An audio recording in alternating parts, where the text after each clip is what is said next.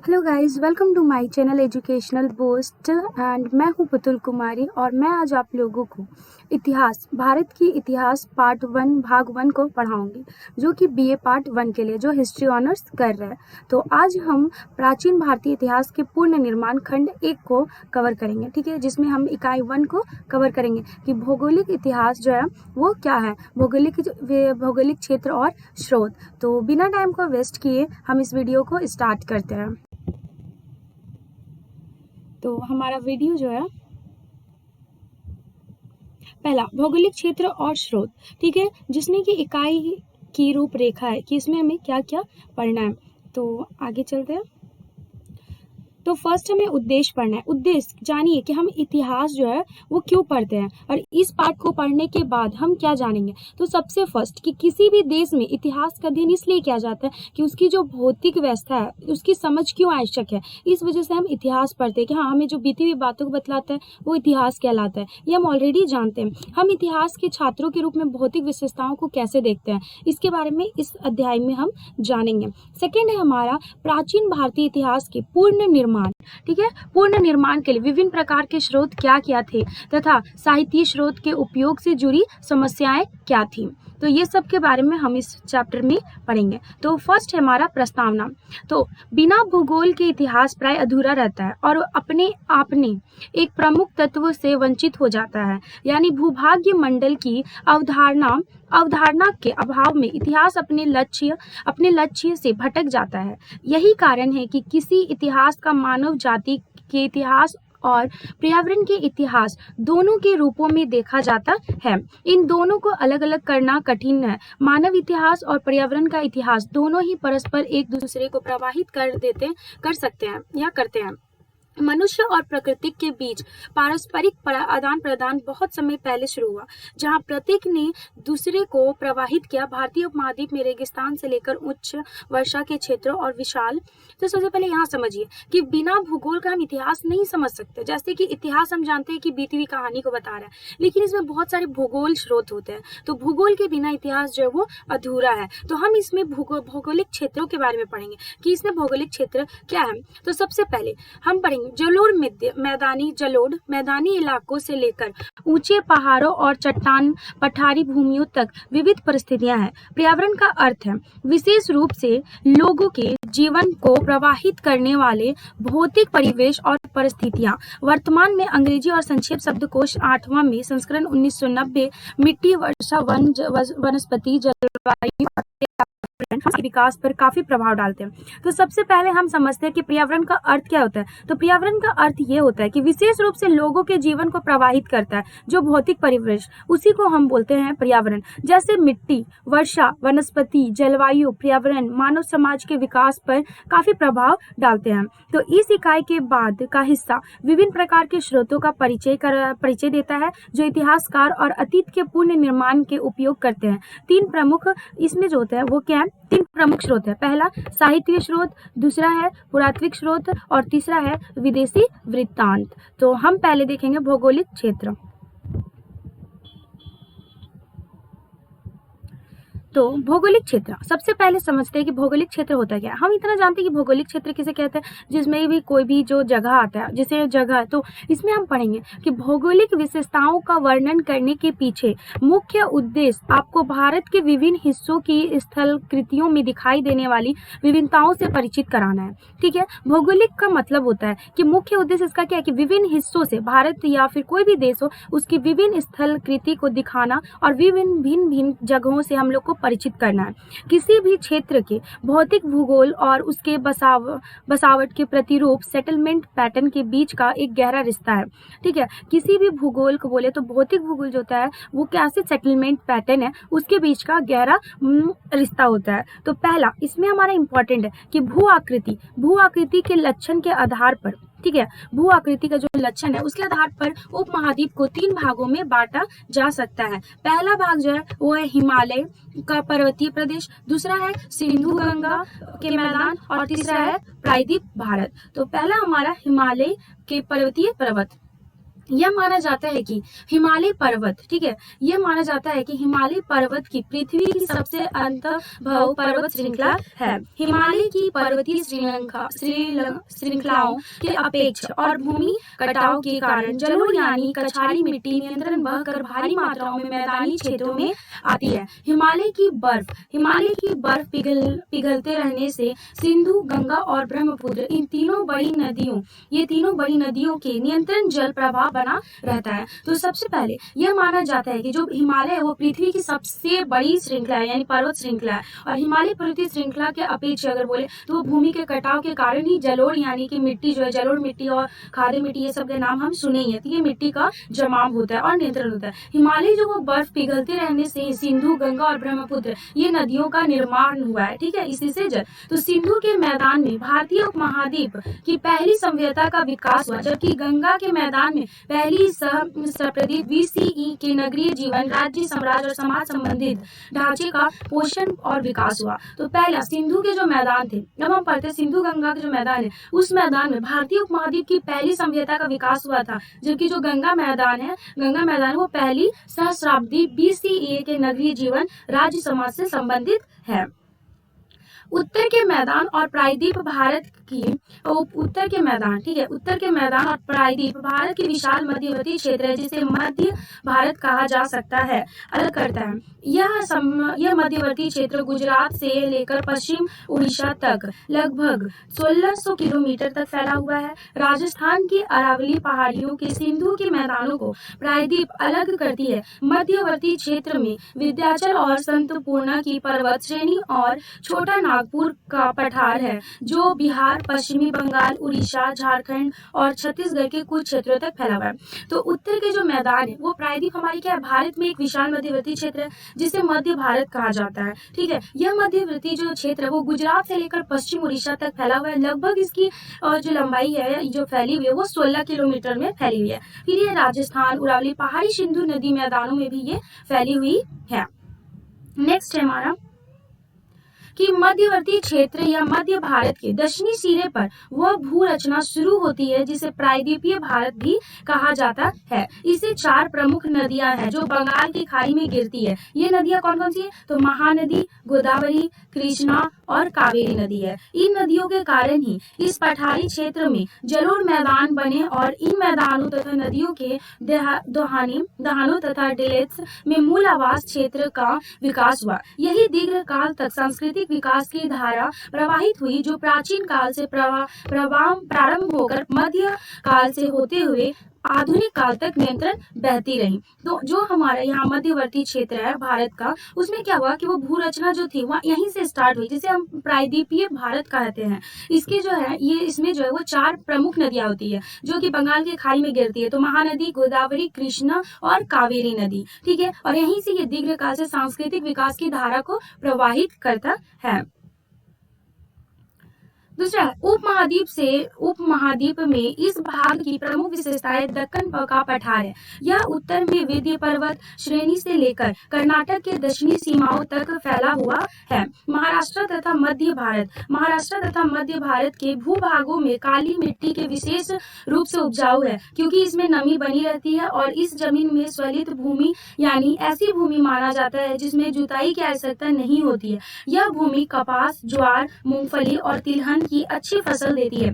तो हम जैसा कि जानते हैं महाराष्ट्र जो वहाँ पे काली मिट्टी बहुत ही ज्यादा प्रचलित है और वहाँ पे जो है काली मिट्टी में सबसे ज्यादा फसल कौन सा उगाया जाता है? तो कपास, ज्वार, मूंगफली और तिलहन। तो यही है पश्चिम और मध्य भारत की प्रारंभिक कृषि संस्कृति, जहाँ से कृषि संस्कृति का प्रारंभ हुआ।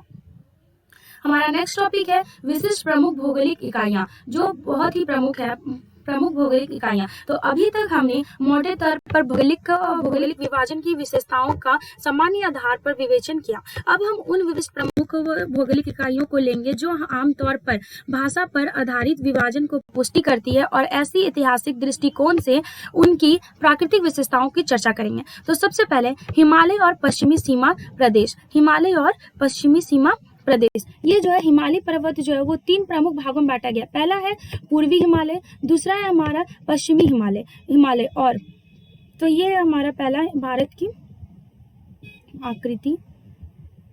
तो देखो ये जो है ये हमारे भारत की आकृति को दिखाया गया है, जिसमें हिमालय को दर्शाया गया है कि हिमालय जो है वो यहाँ पे है, और इसके तो इसमें और तीसरा जो हमारा वो है मध्यवर्ती हिमालय, 3 भागों में बांटा गया। तो पहला पूर्वी हिमालय पर्वत श्रृंखला ब्रह्मपुत्र के पूर्व में उत्तर दक्षिण दिशा से असम से लेकर दक्षिण चीन तक फैली हुई है। जो हमारा पूर्वी हिमालय है पर्वत श्रृंखला है वो क्या है कि ब्रह्मपुत्र के पूर्व में उत्तर दक्षिण दिशा से असम से लेकर दक्षिण चीन तक फैली हुई है। हालांकि पूर्वी हिमालय पर्वतमाला के बीच से गुजरने वाले मार्ग दुर्गम है, फिर भी प्रागैतिहासिक और ऐतिहासिक कालों में दक्षिण पूर्व एशिया और दक्षिण चीन से सांस्कृतिक प्रभाव का आना नहीं रुका। देखो पूर्वी हिमालय जो पर्वत श्रृंखला हमारा वो ब्रह्मपुत्र और पूर्व में उत्तर दक्षिण दिशा में असम से लेकर दक्षिणी चीन तक फैली हुई है। यहाँ पे भले ही बहुत सारे पर्वतमाला के बीच में गुजरने वाले मार्ग में दुर्गम हुआ, लेकिन फिर भी प्रागैतिहासिक और ऐतिहासिक कालों में दक्षिण पूर्व एशिया और दक्षिणी चीन से सांस्कृतिक प्रभाव का आना यहाँ पे नहीं रुका है। हमारे मध्यवर्ती हिमालय जो है मध्यवर्ती हिमालय पर्वत श्रृंखला जो भूटान से चित्राल तक फैली हुई है, तिब्बत के विशाल पठार की सीमा पर स्थित है। भारत और तिब्बत के बीच व्यापार तथा अन्य प्रकार की संबंध इसी सीमा प्रदेश के माध्यम से बने रहे। संकरी हिंदू कोश पर्वत श्रृंखला हिमालय से दक्षिण पश्चिमी की ओर गांधार प्रदेश को घेरते हुए अफगानिस्तान में दूर तक फैली है। भौगोलिक और सांस्कृतिक रूप से पश्चिमी अफगानिस्तान का गहरा संबंध पूर्वी ईरान से है, लेकिन दक्षिणी पूर्वी अफगानिस्तान संस्कृति रूप में नवपाषाण काल से ही भारतीय। ये स्ट्रक्चर आउटलाइंस इंडिया का। तो यहाँ उपमहाद्वीप के निकट रहा है, ठीक है। अफगानिस्तान जो है वो उपमहाद्वीप के निकट रहा है। खैबर दरा और अन्य दरे तथा काबुल नदी इस क्षेत्र की सिंधु के मैदानों से जोड़ते हैं, इसलिए कोई आश्चर्य नहीं कि अफगानिस्तान के इस भाग में स्थिति सोती गई हड़प्पा की सभ्यता का एक प्रमुख व्यापारिक बाह्य केंद्र था। काबुल और कंधार जैसे प्राचीन नगर ईरान और भारत के बीच व्यापार मार्गों पर स्थित है, ठीक है। बहुत सारे जो है भारत के व्यापार मार्ग पे भी भौगोलिक जो है वो स्थित है, जैसे अफगानिस्तान हो गया, सोती हुई हड़प्पा की सभ्यता हो गया। प्रमुख व्यापारी जो है ये सभी काबुल और कंधार जैसे है, ये भारत के बीच व्यापार मार्गों में स्थित है। वे सभी प्रमुख मार्ग जो अफगानिस्तान से होकर भारत के मैदानों को ईरान और मध्य एशिया से जोड़ती है, गोमल बोलने वाले खैबर दरा से होकर जाते हैं। ऐतिहासिक काल अथवा उससे भी पहले से व्यापारी हमलावर और विविध सांस्कृतिक प्रभाव इन सभी प्रमुख मार्गों से होकर भारत आते रहे।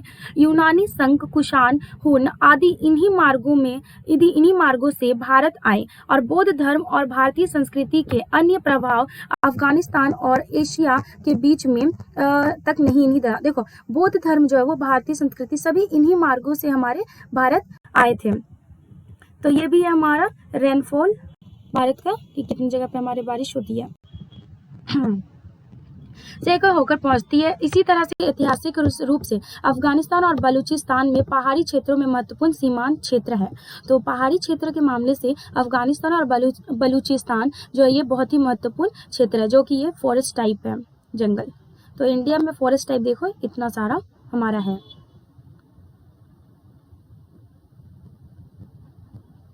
अब सिंधु के मैदान, ठीक है। तो इन दरा से निकलने वाले ये मार्ग सिंधु के उपजाऊ मैदान की तरफ ले जाते हैं। इस मैदानी क्षेत्र को 2 भागों में बांटा जाता है, पहला पंजाब और दूसरा है सिंधु। तो पहला पंजाब इस समय भारत और पाकिस्तान के बीच विभाजित का शाब्दिक अर्थ है 5 नदियों की भूमि है।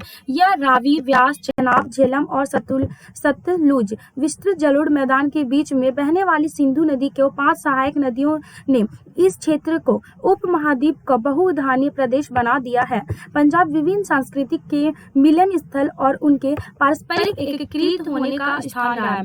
पंजाब जो है अभी क्या है, इस समय जो है भारत और पाकिस्तान के बीच में विभाजित का शाब्दिक अर्थ है, जो कि 5 नदी रावी, व्यास, चेनाब, झेलम और सतलज, ये जो है ये तीनों नदी को यहाँ पे रखा, जहाँ पे आपका विस्तृत जलोढ़ मैदान जो है उसके बीच में बहने वाली सिंधु नदी की 5 सहायक नदियां हैं, जो कि परस्पर एक दूसरे को एकीकृत करते हैं एक दूसरे के स्थान पे। दूसरा, सिंधु घाटी का निचला क्षेत्र और दहाता मिलकर सिंधु का निर्माण करता है। सिंधु प्रदेश सिंधु नदी का प्रदेश है और बड़ी मात्रा में चावल और गेहूं उत्पन्न करती है। सिंधु प्रदेश जो वो बहुत ही बड़ी मात्रा में चावल और गेहूं उत्पन्न करती है। जैसा कि पहले ही कहा जा चुका है कि सिंधु मैदान में तीसरा सहस्राब्दी BCE का उत्तरार्ध दूसरी सहस्राब्दी BCE के पूर्वार्ध के दौरान भारतीय उपमहाद्वीप का पहली नगरीय संस्कृति पनपी। इनके दो प्रमुख नगर हड़प्पा और मोहनजोदड़ो क्रमशः पंजाब, पाकिस्तान और सिंधु में स्थित है। नेक्स्ट है गांगेय उत्तरी भारत। गांगेय उत्तरी भारत जो वो क्या है, तो गांगेय उत्तरी भारत जो है गंगा की मैदान क्षेत्र को 3 उप क्षेत्रों में बांटा गया है। पहला ऊपरी क्षेत्र, दूसरा मध्य क्षेत्र एंड तीसरा निचला क्षेत्र। तो ऊपरी क्षेत्र जो ऊपर वाले क्षेत्र, तो पश्चिमी और मध्य उत्तर प्रदेश के ऊपरी मैदान क्षेत्र में अधिकांश दोआब का इलाका शामिल है। यह संघर्ष और सांस्कृतिक संश्लेषण का क्षेत्र रहा है। हड़प्पा संस्कृति के इस क्षेत्र तक फैले होने के बहुतायत में साक्ष्य उपलब्ध हुए हैं। यह क्षेत्र चित्रित धूसर मृत्यभांड संस्कृति का केंद्र भी था और उत्तर वैदिक काल में हलचल भरी गतिविधियों का केंद्र था। पश्चिमी और मध्य उत्तर प्रदेश जो है वो ऊपरी मैदान क्षेत्रों के अधिकांश दबाव का इलाका है, जो कि बहुत ही संघर्ष और सांस्कृतिक संश्लेषण का क्षेत्र रहा और हड़प्पा संस्कृति भी इसी क्षेत्र तक फैलने होने की बहुतायत साक्ष्य उपलब्ध हुए। दूसरा है प्राग्ञराज, प्राचीन प्रयोग। ठीक है, प्राचीन प्रयाग दोआब की सीमा पर गंगा और यमुना नदी का संगम पर स्थित है। गांगेय मैदान का यह मध्य क्षेत्र पूर्वी उत्तर प्रदेश और बिहार तक फैला है। मध्य क्षेत्र जो है हमारा वो पूर्वी उत्तर और बिहार तक फैला हुआ है। यह वही क्षेत्र है जहां प्राचीन कौशल, काशी और मगध स्थित थे। यह क्षेत्र 6ठी शताब्दी BCE से ही नगरीय जीवन की मौद्रिक अर्थव्यवस्था और व्यापार का केंद्र रहा है। इस प्रदेश में मौर्य साम्राज्य का विस्तार का आधार प्रदान किया है और यह भूप्रदेश राजनीतिक दृष्टि से गुप्त काल तक महत्वपूर्ण बना रहा। गंगा के मैदान का ऊपरी और मध्य भौगोलिक रूप से उत्तर और हिमालय पर्वत श्रेणियां और दक्षिण में मध्य भारत की पूर्व पर्वत श्रृंखलाओं में सीमाबद्ध होता है। मैदान का निचला क्षेत्र बंगाल प्रांत तक फैला है। बंगाल जो मेरा मैदान का निचला क्षेत्र है वो कहाँ तक फैला है, तो बंगाल के प्रांत तक फैला हुआ है। बंगाल का विस्तृत मैदान गंगा और ब्रह्मपुत्र नदियों द्वारा लाई गली जलोढ़ यानी कि कछारी मिट्टी में निर्मित हुई है। अन्य विद्युत बसावट क्षेत्र की तुलना में गंगा का मैदान अनेक घनी बस्तियों वाला क्षेत्र रहा है। जनसंख्या घनत्व भी यहाँ अपेक्षाकृत अधिक रहा है। पहली सहस्राब्दी BCE से यह क्षेत्र भारतीय सभ्यता का मुख्य केंद्र रहा। अति प्राचीन काल से लेकर वर्तमान समय तक इस प्रदेश की यही स्थिति बनी हुई है। बंगाल में मैदान में लगी हुई ब्रह्मपुत्र द्वारा निर्मित दूर तक फैली असम घाटी है। यह 600 किलोमीटर से भी अधिक क्षेत्र में फैली हुई है। सांस्कृतिक रूप से असम बंगाल के निकट है, लेकिन ऐतिहासिक विकास की दृष्टि से यह प्रदेश उड़ीसा की तरह देर से विकास प्रक्रिया में आने वाला प्रदेश है। जो हमारे यहाँ पे ये जो बंगाल का जो है, बंगाल हमारा ऐतिहासिक विकास की दृष्टि से अगर देखें तो ये प्रदेश उड़ीसा की तरह ही विकास प्रक्रिया में आने वाला एक प्रदेश है। अब पूर्वी पश्चिमी और मध्य भारत। ठीक है, पूर्वी पश्चिमी और मध्य भारत। तो मध्य भारत की एक पूरी तरह से भिन्न प्रकार का क्षेत्र है और इसमें कोई भी ऐसा विशेष स्थान नहीं है जिसे केंद्र मानकर बात की जा सके। अरावली पर्वत श्रृंखला के पूर्व में राजस्थान और दक्षिणी पूर्व भाग में मालवा क्षेत्र का अंग है। इस प्रदेश की मिट्टी उपजाऊ है। इस प्रदेश की जो मिट्टी होती है वो उपजाऊ है, इसलिए यहाँ सिंचाई के अभाव के बावजूद भी अच्छी फसल हो जाती है। इस प्रदेश में ताम्र पाषाण युगीन बस्तियां काफी संख्या में फैली हुई है। इस भौगोलिक स्थिति को देखते हुए प्रतीक होता है कि यह प्रदेश हड़प्पा कालीन समुदाय और मध्य भारत तथा उत्तरी दक्कन के दूसरे ताम्रपाषाण युग समुदाय के बीच पुल के रूप में रहा होगा। मध्य भारत आज भी मध्य प्रदेश और छत्तीसगढ़ राज्यों के नाम से जाना जाता है। मध्य भारतीय क्षेत्र जिसमें विशेष रूप से दक्षिणी बिहार, पश्चिमी उड़ीसा और पूर्व मध्य प्रदेश आते हैं। आदिवासी बहुल्य क्षेत्र इस प्रदेश के आदिवासी निकटवर्तीय क्षेत्र के सांस्कृतिक प्रभाव में आकर प्रारंभिक ऐतिहासिक कालों से या कहें कि गुप्त कालों से ही भारतीय समाज की प्रमुख जाति कृषक आधार वाले ढांचे जुड़े होते हैं। फिर हमारा गुजरात मध्य भारत क्षेत्र की पश्चिमी किनारे पर स्थित है।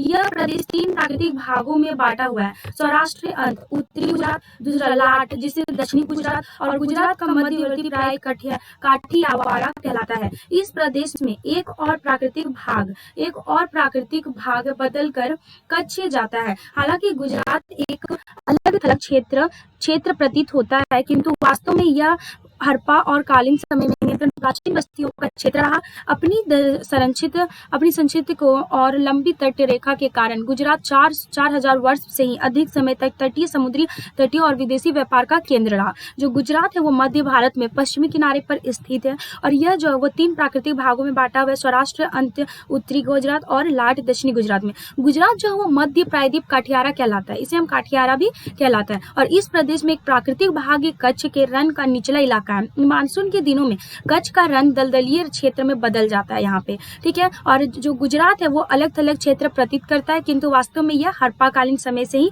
नियंत्रण प्राचीन बस्तियों का क्षेत्र रहा। मध्य भारत में श्रृंखलाओं के पूर्वी छोर पर गंगा धार, उसके दक्षिण पश्चिमी में उड़ीसा के तटीय मैदान में समृद्ध कृषि और आधार पर उपजाऊ तटीय मैदान का मानव गतिविधियों का स्थल और सामाजिक संस्कृति विकास का केंद्र रहा। उड़ीसा ने अपनी भाषाई और सांस्कृतिक पहचान देर से ही सप्ताहिक सिंह ने बनाई। उड़ीसा जो है वो देर से ही लेकिन अपनी भाषा, सांस्कृतिक पहचान की भाषा जरूर बनाई। हमारा नेक्स्ट है प्रायद्वीप भारत। प्रायद्वीप भारत की सीमा इसके घेरने वाले तटीय मैदान और दक्कन के पठारों से निर्धारित होती है।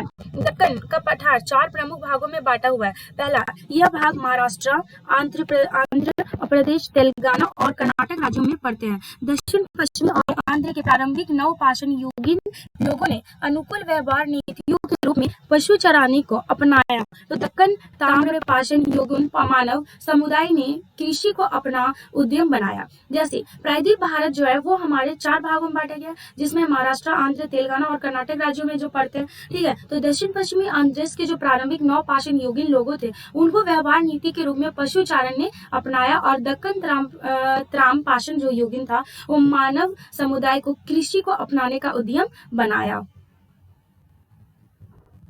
जिसमें हमारा है संदूर, ठीक है, सुदूर दक्षिण, ठीक है। सुदूर दक्षिण क्या होता है? तो दक्षिण में विस्तृत पूर्वी तटीय मैदान और इससे जुड़े भीतरी प्रदेश तमिलनाडु में आते हैं। कावेरी का मैदान और इसका दहान इस क्षेत्र का अधिकेंद्र है। इस क्षेत्र की नदियां मौसमी है, इसलिए यहाँ के किसान पलव चोल कालों से ही सिंचाई के लिए तालाबों पर निर्भर रहते हैं। यहाँ जो है इस क्षेत्र में नदियां जो मौसमी होती है, इसलिए यहाँ पे जो लोग होते हैं वो जो कृषि करते हैं वो सिंचाई या तालाब पर निर्भर रहते हैं। इन परिस्थितियों में विविध उल्लेख जिनके कारण विविध वैकल्पिक जीवन शैलियां अस्तित्व आई हैं, वो भूमि प्राचीनतम साहित्यों यानी संगम साहित्यों में प्राप्त होता है। और पश्चिमी तटीय मैदान में सुदूर दक्षिण मालवार यानी आज के केरल राज्य तक फैला हुआ है। केरल में धान तथा अन्य फसलों के अलावा काली मिर्च तथा अन्य मसाले का उत्पादन भी होता है। हम जानते हैं कि केरल जो वो मसालों के लिए बहुत ही फेमस है, ठीक है। तो प्रचलित पश्चिमी के साथ केरल इन मसालों में व्यापार उत्तर मौर्य काल से ही करता आया है। भूमि से अपेक्षाकृत अलग थलग केरल राज्य समुद्र की ओर से पूरी तरह से खुला हुआ है। और यह जो एक रोचक तत्व है कि भारत जो है ईसाई प्रभाव और बाद में मुस्लिम प्रभाव समुद्र के माध्यम से ही आया है। अब हम पढ़ेंगे इसमें कि ऐतिहासिक क्षेत्र के उदय की असमान प्रक्रियाएं, कि ऐतिहासिक जो है हमारा उसमें क्या क्या श्रुतियां असमान प्रक्रिया।